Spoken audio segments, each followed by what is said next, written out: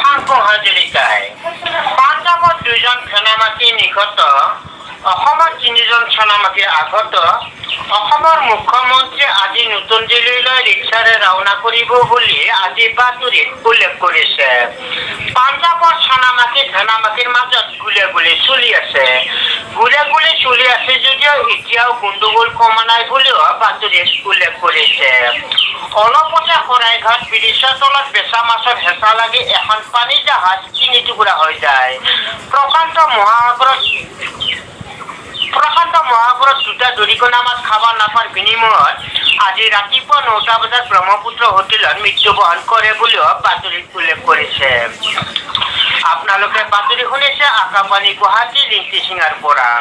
যোৱাকালি দুপৰীয়া 12টা বজাত অসমৰ হাতীটো সাগৰটো ইপাৰ সিপাৰ হ'ব খোজাত মাউদৰ আণ্ডাৰপেণ্টটো খহি পৰাত হাতীটো লাজ পাই ডুবি যোৱাৰ ফলত ভেনামাখি পাৰত হুলস্থুলুচ হৈ পৰিছে যদিও এই হাতীটো উদ্ধাৰ কৰিব পৰা নাই বুলিও এতিয়াও বাতৰিত কোৱা হৈছে। এতিয়া শুনক নিয়োগ বাতৰি। এই অঞ্চলৰ কাউন্সিলৰে জনাইছে যে এইখিনি ঠাইত কেইটামান মধুৰ পদ খালী হৈছে, তাৰ বাবেও আবেদন পত্ৰ বিচাৰিছে। মানুহজন শিক্ষাগত এনেধৰণৰ হ'ব লাগিব, আধা গিলাচ মদ খাই ৰাস্তাই ঘাটে পৰি থকা হ'ব লাগিব। দ্বিতীয়তে 1.5 গিলাচ মদ খাই ডেকা চেংৰাৰ লগত তৰ্ক কৰি মুখত ঘচা খাই ক'লা ক'লা দাগ থকা হ'ব লাগিব। তৃতীয়তে 3 গিলাচ মদ খাই ঘৰত তিৰি চলিৰ লগত অশান্তিৰ সৃষ্টি কৰি থকা অভিধৰ হ'ব লাগিব। যোগাযোগৰ ঠিকনা আদাবাৰী বাছষ্টেণ্ড নাইটো পল্টন বজাৰত দিলেও হ'ব। গুৱাহাটীত কেইটামান পকেটমাৰৰ ওপৰত পকেটমাৰ খালী হৈছে, তাৰ বাবেও আবেদন পত্ৰ বিচাৰিছে। মানুহজন শিক্ষাগত এনেধৰণৰ হ'ব লাগিব, পকেট মাৰি ধৰা পৰি ৰাইজৰ কোবত পিঠিৰ চাল যোৱা হ'ব লাগিব। হিন্দীখনত 1 নম্বৰ হ'ব লাগিব।